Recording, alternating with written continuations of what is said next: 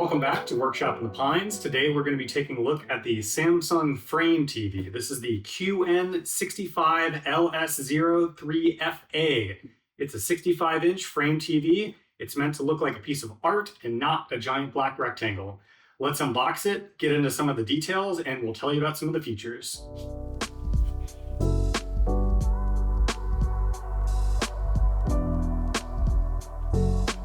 When we first open it, we're greeted by a pretty easy layout. Comes with the feet, comes with cabling, remote, and instructions. And this looks like the control box. Now we opted for the wired version because we've heard that there were a couple issues with the wireless version in terms of lag. So we went with the wired version. We'll get into that in a little bit. So after you take all those out, it's a pretty simple styrofoam insert front, and you're greeted with the TV. Now, if you look into the box, looks like there's a couple more inserts. And there's one other box. This is the wall mount. Everything is very well labeled, very well protected. The TV itself is very protected when shipping, so hopefully there's no issues. Another insert bigger. Insert on this side. And an insert along the back side.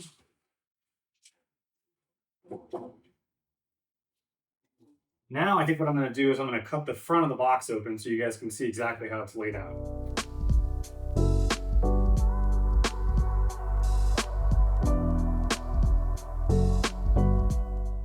Leave the cover on just to protect the screen.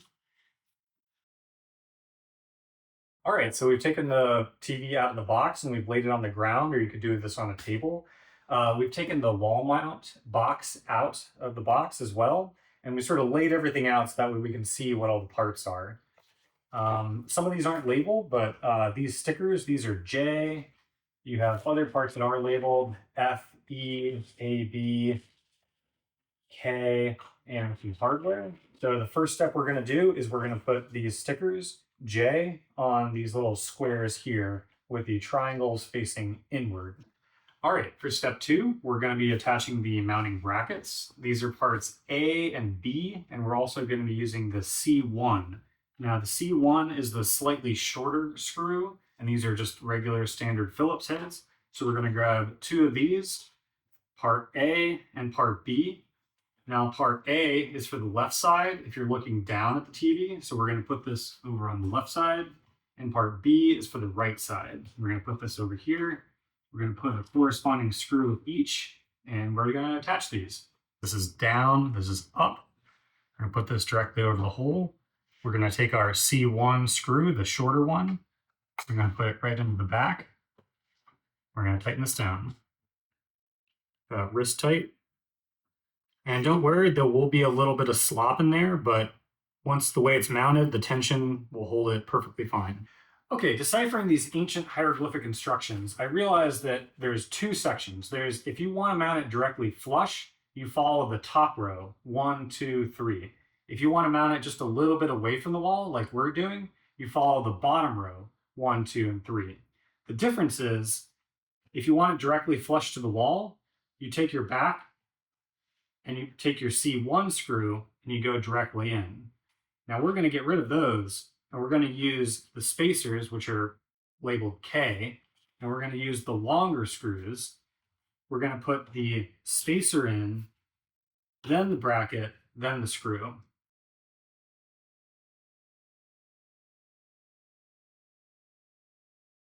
All right, for the left side, same thing. We have the spacer, part K. We have the bracket, magnet up, putting it on top. Part C2, the longer screw.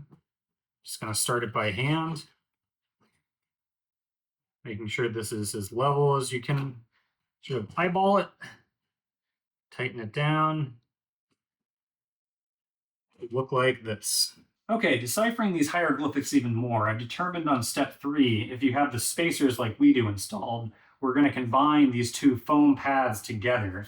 This is N and L. So we're just going to take the small one, we're going to stick it to the back of this, and then we're going to take these and we're going to put them, from what I've deciphered, it's right about where the foot is on the bottom of the TV on the inside of the foot. So one's going to go here, one's going to go on the other side. So step 3, the very last step, we're going to take the cable that was in the bag, we're going to remove the caps, we're going to make sure that there's a TV logo that's facing up, and we have a connector here, and we want to make sure that that is lining up with this hole, and we're going to insert it into the back of the TV. We're going to be very careful about this and make sure the pins are lining up. I'm going to push it up until we hear a click. Then we're going to locate this bag that has 3 items in it. This is the item that we're looking for. It's very small. I was looking for a screw, but it's actually a small piece of plastic with an arrow. And the arrow is going to face up, and we're going to put this into the hole. So there's a channel that can go either way or straight down. It doesn't exactly stay in this channel, so I'm just going to use a little bit of painter's tape and get this stuck all the way in the channel. And then I ended up using the right angle clear bend on the very corner just to direct it straight down once it exits the back of the TV.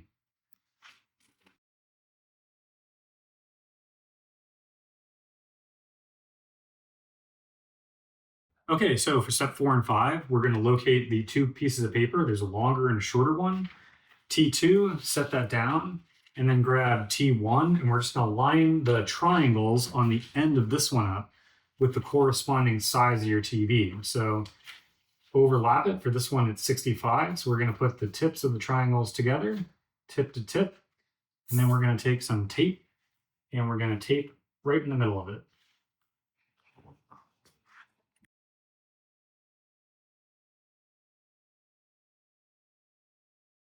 All right, so the mounting step. So we've determined where the TV is going to go above the mantle. The mantle from side to side is 78 inches. So the center point of that is around 39 inches.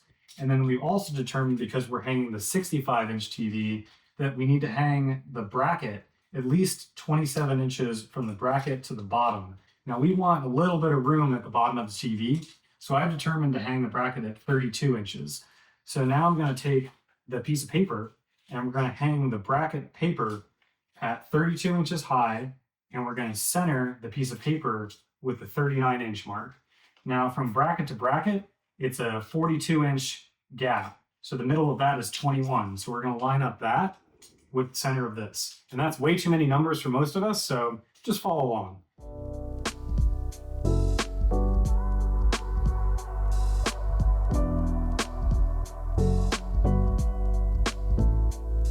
We taped the piece of paper onto the wall, and we went ahead and put one of the brackets on. We elected for 4 screws. 2 have to go at least in the starred area, and then the other 1 or 2 can go any other hole. And it's good if you can to try to hit a stud. We couldn't on this one, but we're going to try on this one. So again, we need to make sure that we have at least 2 screws in the top and the bottom of the starred area of the template, and then you can determine where else in the triangle areas you need at least 1 screw. On the other one, we decided for 2 screws, so we're going to probably do 1, 2, and then 3, 4, or 3, 4 over here. So we're going to drill these holes right now. And I'm just drilling directly through the paper. They're talking about marking through the paper. Way easier just to drill it and then pull the paper later on. Okay, so now we're going to want to take our bracket for the right side, and we have our 4 pilot holes drilled. We want to make sure that this is perfectly lined up with the template. And then you're probably going to want to get someone to help you hold this in place while you put in the first screw. So if I can get your help.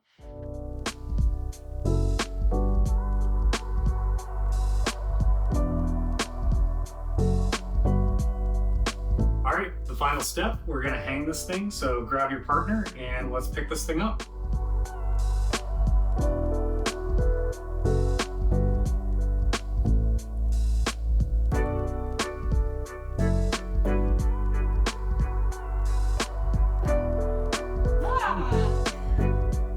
Stay tuned, we'll do the set-top box and set all the menus up. So here's a closer look at the back of the box. So we have our HDMI ports, we have our One Connect cable input, internet connection, audio, a USB here, and a USB on this side, and our old school antenna port. So we're going to start by plugging in the power cord, and then plugging in the One Connect cable. Just make sure the logo is facing up.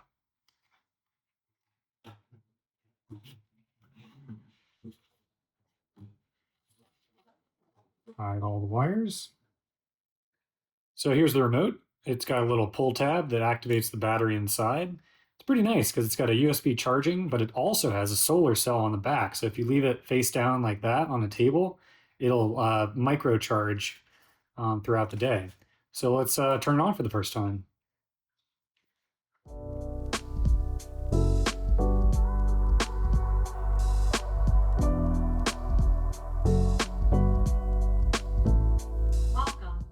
Okay, so I just tapped one button on the remote, the side button, and it seemed like it connected the remote. All right, now we're going to go through the setup. Just follow a few setup steps.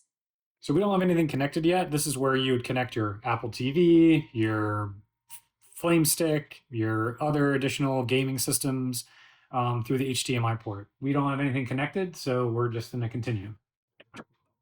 All right, so this is where we're going to select our Wi-Fi. So we're going to skip ahead. We're going to check for a software update. And lo and behold, there's a software update. So we'll see you guys back in 5 minutes. All right, 100%. Let's see what it does. It's supposed to turn itself off. Oh, there it goes. And will it turn itself back on automatically? Yay, it does. So this is an interesting feature. It'll essentially evaluate the environment that the TV is in, and then it'll determine the brightness, the color, and the sound depending on what it senses around it. So we're going to do this. We're going to enable it.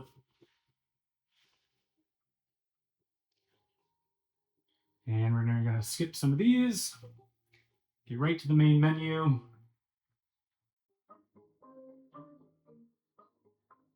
We're just going to skip this. Get back to that later. I'm going to create a secret PIN, so stand by.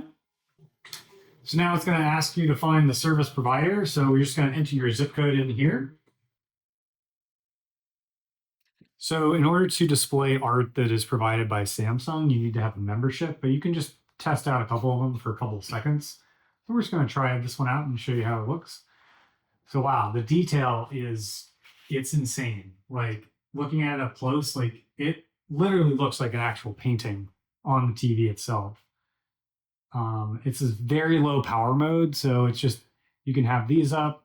Now, granted, it is $5 a month to have these entire collections at your fingertips. So we're going to start uploading some of our own and testing those out. But right now, image looks great. So I wanted to show you guys the complimentary art really quick. So normally you have to have a subscription. It's like $5 a month or more. So if you go all the way to the bottom of the art section,